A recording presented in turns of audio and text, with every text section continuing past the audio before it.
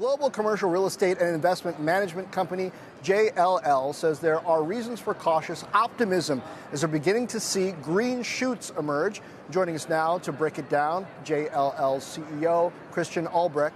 Christian, welcome. I want to zero in really on industrial here because you say in logistics that there's a limited supply of ESG compliant, real estate. What is it specifically that's going to need to be developed, redeveloped in order to get compliant? Well, the whole topic around ESG is a topic which is not only around industrial, it goes also into offices. Just remember, about 2/3 of the Fortune 500 companies have significant commitments around reducing their carbon footprint. And that has obviously to be reflected in their built environment, which they're picking up. And what we see in the office sector is that we have 3 times as much demand in carbon-reduced office space versus the offering over the next 5 to 6 years. And we have a similar picture on the industrial space. So ESG will be a major driver of the property markets over the next couple of years. So tell me, since this stretches across not just logistics, but also data center, there's a lot of talk, especially with AI and these accelerator chips running so hot on what's going to be necessary to fulfill requirements there. But then across into office, is this a lot about solar? What is it that is really going to need to be purchased to not only from an energy perspective, bring these sites into compliance, but also just make them more efficient? Yeah, I think it starts with the efficiency of the buildings, that you have just much more efficient buildings so that you just use so much less energy for heating and cooling of the building. Data center is a specific topic because there the need for power is coming from the racks in the data center.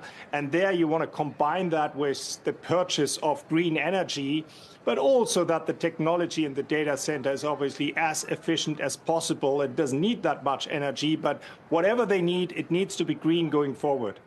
Christian, I'm interested in how rents in office space are holding up, and not just the rent level, but the length of leases that you're settling for. Are you getting slightly shorter leases than you would have seen a decade or so ago? Not necessarily. It depends a little bit on the quality of the buildings. We still have a highly bifurcated market, which means that the best space with the best amenities is meeting really high demand. And if companies can secure that type of space, they are happy to secure that for 10 years or even 12 years. But then if we look at more commodity type of space, kind of the type of office space you can find around every corner, there we see leases obviously much shorter because people don't want to commit as long into those type of buildings. So it's not a one-dimensional picture. It depends very much on the quality of the underlying building. I'm interested as well, Chris, in your view broadly on the sort of office sharing space, which obviously was all a rage when WeWork was in the headlines first time round. In the headlines again today with the talk that Adam Neumann might be trying to buy the company out of bankruptcy. Do you think it's peaked? Do you think it could have a resurgence, WeWork specifically, and office sharing more broadly? Well, the whole concept of flex space is obviously very attractive for potential tenants because, as the name already says, it provides them with lots of flexibility.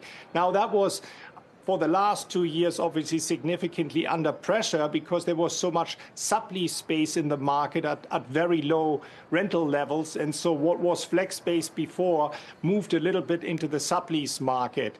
But overall, we believe there is room for flex space going forward because it is attractive for clients to pick up those type of space for parts of their overall occupancy demand. What hasn't worked so well in the past, and that was demonstrated also by WeWork, it didn't work so well for the other side because they had these long commitments and then short-term income, and so they have to adapt their business model so that it works for both sides.